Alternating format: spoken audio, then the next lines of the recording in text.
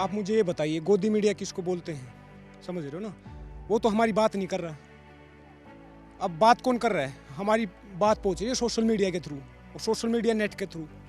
समझ रहे हो? उसको बंद कर दो आप, नेट बंद कर रखा ना, ऊपर से पत्रकारों को भी टूट पड़ोन पे यही हो रहा है। लॉकडाउन के तुरंत दौरान हाथरस का केस हुआ था केरला से, कोई पत्रकार से, और भी बहुत सारे उनको ऐसे ही डाल रखा।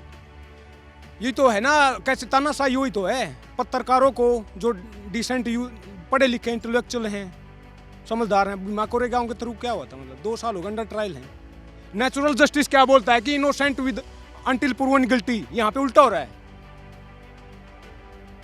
4 लाख इस देश की जेलों में कैदी हैं, उनमें से 70% अंडर ट्रायल हैं। मतलब क्या सीधी सीधी बात, अगर की वर्डिक्ट आएगी ना, क्या पता वो बरी हो जाएं, तो क्या बेमतलब में जेल में पड़े क्या वो? ये हमारा देश है। हमारी बात आप मुझे बताइए, डेमोक्रेसी के 3 स्तंभ होते हैं, 3 पिलर्स होते हैं, एग्जीक्यूटिव, लेजिस्लेटिव और जुडिशरी। चौथा होता है मीडिया। अब ये तीनों क्या कर रहे हैं, इसका हमें कैसे पता चलता है? मीडिया के थ्रू। तो मीडिया पे टूट पड़ो या उसको खरीद लो, बंडल दे क्या कैसे भी, यही तो हो रहा है। सबको खड़ा होना पड़ेगा। डेमोक्रेसी क्या होती है? People's government. मिर्जा गालिब ने कहा था कि चमन में इख्तिलाफ के रंगोबू से बात बनती है। हम ही हम हैं तो क्या हम हैं, तुम ही तुम हो तो क्या तुम हो। डेमोक्रेसी होती है people's government, government of the people, by the people, for the people. This was said by the great unifier of America, Abraham Lincoln. आज उल्टा हो रहा है, government of the capitalist, by the capitalist, for the capitalist. सब कुछ उन्हीं के लिए रहा है। ऑक्सफैम की रिपोर्ट आती है, मतलब आऊँगा आपकी बात पे। वो बोलती है कि देश के 1% के पास देश का 60% धन है, देश के 10% के पास देश का 90% धन है। तो हमारी आवाज़ जो गरीब, किसान, मजदूर, पिछड़ा, दलित, आदिवासी, अल्पसंख्यक, इनकी आवाज़ कहाँ कैसे पहुँचेगी? मीडिया वाले तो पहुँचाएंगे, जर्नलिस्ट पहुँचाएंगे। एक माध्यम बनना चाहिए ना, एक मीडियम होगा ना। मीडिया तो है नहीं, जो सो कॉल्ड मीडिया है, जो नेशनल मीडिया है, जो यही तो है ना। हमारे पास तो यही बचे थे, देसी पत्रकार मान लो, या आप जो भी है, फ्रीलांसर मान लो, कुछ भी है, तो इन्हीं पे टूट पड़ो। यही हो रहा है। इसी तरह तो दबाना है, ये तो फासिज्म है। तो यही है, 5-6 लेयर की बैरिकेड है, और कंक्रीट की बैरिकेड, तार भी लगाए हैं, किले भी गाड़ी हैं। अगर ये ऐसी बैरिकेड चाइना के बॉर्डर पे होती तो हमारे देश के अंदर चाइना गांव नहीं बसाता। क्या पाकिस्तान की मजाल थी, वो हमारे देश के अंदर घुस के आतंकवादी गतिविधियां अंजाम देता। समझ रहे हो ना?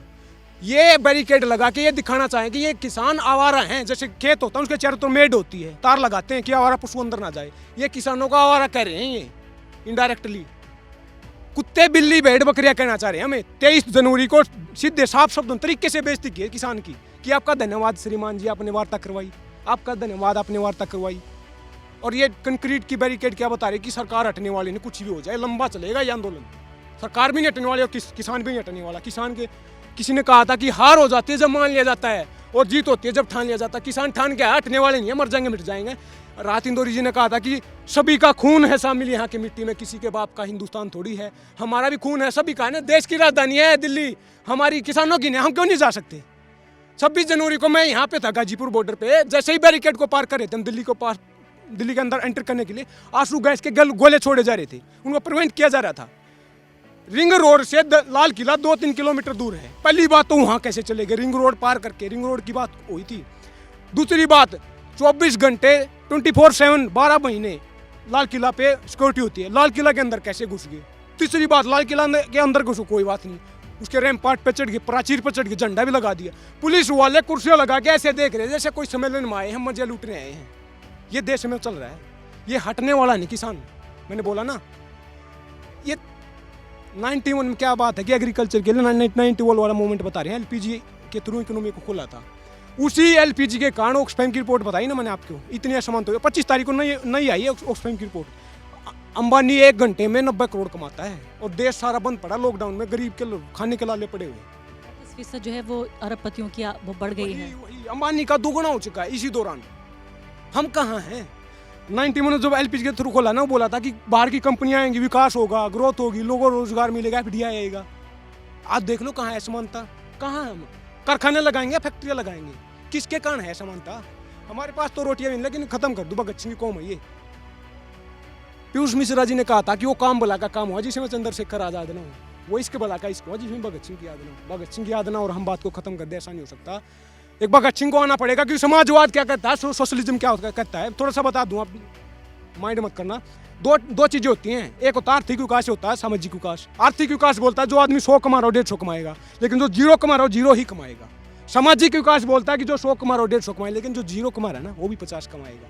इस देश को आर्थिक विकास की जरूरत है या सामाजिक विकास की जरूरत है? सामाजिक विकास की, समझ रहे हो ना? हो क्या रहा है आर्थिक विकास? 5 ट्रिलियन की इकोनॉमी किसके लिए बनने जा रही है? उसी के लिए बन जा रही है। 8 करोड़ माइग्रेंट लेबर घर गए, कोई रास्ते में निपट गया, लॉकडाउन के दौरान को घर जाके निपट गया। जैसे ही पार्लियामेंट सेशन में आता कि नो डाटा अवेलेबल, समझ रहे हो? अब ये हायर किए चपड़ासी से लेके डिस्ट्रिक्ट कलेक्टर तक, हम टैक्स से सैलरी जाती है उनको, सर्वर है हमारे, यूज करो उनका, निकालो, एक गांव में भेजो उनको। क्या जिम्मेवारी नहीं है क्या सरकार की? एक गरीब को मरने के लिए छोड़ दिया जा रहा है। भगत सिंह को आना पड़ेगा। ये वायलेंस की बात नहीं है, लेकिन आप ये मत सोचना कि इंस्टिगेट करा लड़का, पढ़े लिखे हैं, गांधीवादी है, या मतलब पीसफुली प्रोटेस्ट करेंगे। आप झूठे किसान हैं, क्योंकि किसान इतना पढ़ा लिखा नहीं हो सकता। नहीं, क्यों नहीं हो सकता? मेरे बाप, मैं एक एक चीज़ बता दूं, मैं एड्रेस बता दूं आपको, चलो मैं वायरल हो चुका हूँ, सोशल मीडिया सब देखते हैं मुझे, भी जानते हो। हाँ वही बात है। मैं क्या बात हूँ, सोनीपत किसान का, मैं सोनीपत से हूँ, किसान का बेटा हूँ। मेरे बाप ने 3-4 एकड़ जमीन मर मर के पाला है, पढ़ाया है दिल्ली यूनिवर्सिटी में। मेरी माँ का फ़ोन आता है डेली 2-4 दिन में, बेटा पेपर कैसा हुआ? सरकारी नौकरी की तैयारी कर रहे हैं हम, पढ़े लिखे नौकरी नहीं। मैं क्या बोलूँ, मम्मी वहाँ होने वाला है।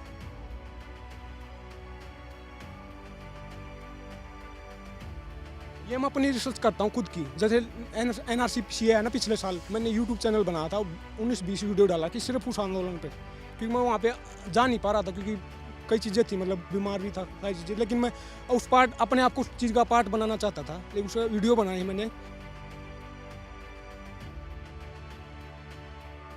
देखिए, फिर राहत इंदौरी की बात करूँगा थोड़ा सा।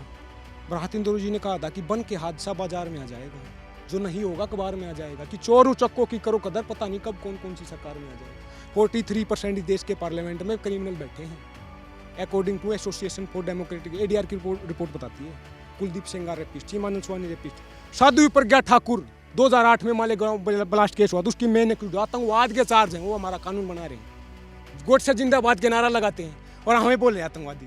अगर हम आतंकवादी तो क्यों दाना पानी क्यों खा रहे हो? हमारा किसान ने तो गाया, दूध पानी जो भी सब्जियां हमारी तो है। अगर हम आतंकवादी हैं तो हमारा भला क्यों कर रहे हो? बोल लेना बार बार 3 कानून से भला हुआ, आतंकवादियों को भला क्यों कर रहे हो भाई साहब? अगर हम आतंकवादी हैं तो देश की 70% पॉपुलेशन एग्रीकल्चर पर डिपेंड करती है, तो देशभक्त कौन बच गया फिर इस देश में? जब इंडिया आज़ाद हुआ ना 47 में, जो ब्रिटिश पुलिस थी उसमें 3,10,000 पुलिस वाले थे, उसमें से 2,70,000 इंडिया के थे। हमारे लोग ही हमारे ऊपर शासन कर रहे थे, एकता की कमी थी ना। डिवाइड एंड रूल क्या था? बांटो राज करो। आज भी वही रहा है, डिवाइड एंड रूल। हिंदू मुसलमान, मंदिर मस्जिद, मूर्तियाँ, फकीरी, समझे? महाभारत काल में इंटरनेट की खोज हुई थी, फिर तो व्हाट्सएप यूनिवर्सिटी भी होगी उस टाइम पे, समझ रहे हो? ये गेम क्या है? काउडंग, गोबर मूत्र से इलाज हो रहे हैं कैंसरों के, समझ रहे हो ना? जो एलोपैथी वाले साइंटिस्ट, सालों की मेहनत होती है, मर मर के पालते हैं, मतलब सीखते हैं, लैब रिसर्च, पता नहीं क्या क्या होता है, उनको सबको डिफंक्ट बना दिया उन्होंने। ये नैरेटिव है। मैं डिवाइड एंड रूल के बारे में कुछ बोल दूं कि बांट दिया इस धरती को, क्या चांद सितारों का होगा? नदियों के कुछ नाम लिखे, बहती धारों का क्या होगा? शिव की गंगा भी पानी है, आबे जमजम भी पानी है, मुल्ला भी पिए, पंडित भी पिए, पानी का मतलब क्या होगा? उन फिरका परस्तों से पूछो, क्या सूरज अलग बनाओगे? एक ही हो हमेशा से सबकी, क्या हो भी नहीं बनाओगे? नस्लों का जो करे बंटवारा, नस्लों का जो करे बंटवारा, रहबर काम का डोंगी है। क्या खुदा ने मंदिर तोड़ी थी? राम ने मस्जिद तोड़ी थी। ये मंदिर मस्जिद, हिंदू मुसलमान, यही तो गेम है। अब मैं कल अग्रेसिव हो गया था, थोड़ा सा एक वीडियो बना रहे थे, मैंने कपड़े निकाल के था, मैं आप देखो मेरी जात धर्म लिखा कहीं शरीर पे।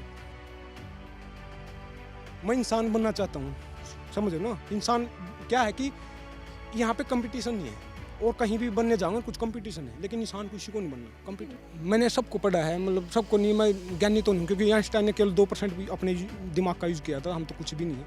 लेकिन बेसिक सी नॉलेज है कि मानवता सबसे बड़ा धर्म है, ह्यूमैनिटी फर्स्ट। तो एक देश में गरीब को उठाना है, गरीब को कैसे उठाना? वो आवाज़, अगर वजूद को बचाना है तो आवाज़ को उठाना है, आवाज़ उठानी पड़ेगी। बहुत हो चुका है ना लूट पाट, लूट तंत्र, लोकतंत्र नहीं है, लूट तंत्र है। ये लोकतंत्र नहीं है, तंत्र भारी हो गया लोग पे। अब तंत्र को लाइन पे लाना पड़ेगा, अब आवाज़ को उठाना पड़ेगा, अपनी बात को खत्म कर, क्योंकि समाजवाद आएगा इस देश में। समाजवाद चाहिए, गरीब को उठाना है। वेलफेयर स्टेट, DPSP हमारे से बात की गई है। वेलफेयर स्टेट क्या है कि गरीब को उठाना वेलफेयर स्टेट है। आज खतरे में है जो सोशल सर्विस है हमारी, हो बुढ़ापा पेंशन है, विधवा पेंशन है, बच्चों को पढ़ाई लिखाई का, वो किसके लिए है? संविधान भी ये कहता है कि हम सोशलिस्ट हैं स्टेट। वही तो बात है ना, सोशलिस्ट। प्रियम्बल में लिखा कि we the people of India having solemnly resolved to constitute India into a sovereign socialist secular democratic republic. Secular पता है आपने क्या है, एनआरसीसी, सोशलिस्ट वो भी पता है, ऑक्सफैम वगैरह, सोवरिज्म संप्रभु चाइना घर के अंदर घुस के बना रहा है, तो बचा क्या, संविधान की धज्जियां उड़ा दी देश में। तो अब समाजवाद आएगा, अब भगत सिंह आएगा। भगत सिंह ने कहा था कि इंकलाब न तो बम से आता न पिस्तौल से आता, इंकलाब आता विचारों से, नॉलेज से, किताब से। किताब बोल रही है, ये समाजवाद बोल रहा है, ये गरीब बोल रहा है, ये पिछड़ा दलित आदिवासी अल्पसंख्यक सबकी आवाज़ है ये। अब हम रुकने वाले नहीं हैं। कितनों के जेल में डालोगे? एक ही जिंदगी मिली है कि सब बच्चे पालने आए क्या? इतने भरा पड़ा है देश, भूखे मर रहे हैं, सड़ रहे हैं, सड़कों पे सो रहे हैं। रशिया क्रिएट हो रहा है। रशियन क्रांति कैसे आई थी? प्रोलेटेरिएट क्लास और बुर्जुआ क्लास, श्रमिक वर्ग और पूंजीपति वर्ग, 1% के पास देश का सारा धन हो गया था। जो 99% सड़कों पे सोते थे, रोटी, बिजली, पानी, कपड़ा, मकान कुछ भी नहीं था, सड़कों पे सोते थे। क्रांति आई, समाजवाद आ। कार्ल मार्क्स ने क्या किया? सोशलिज्म। भगत सिंह ने कहा था कि लिख रहा हूं अंजाम जिसका कल आ जाएगा, मेरे खून का एक कतरा इंकलाब लाएगा। जोर से बोलना है, क्योंकि उसी भगत सिंह ने कहा था कि गूंगे बहरों को सुनाने के लिए धमाका जरूरी होता है, और ये आवाज हमारी धमाका है। पार्लियामेंट तक आवाज जानी चाहिए, गूंगे बहरे हो। इंकलाब, इंकलाब, इंकलाब, इंकलाब, इंकलाब, इंकलाब, इंकलाब।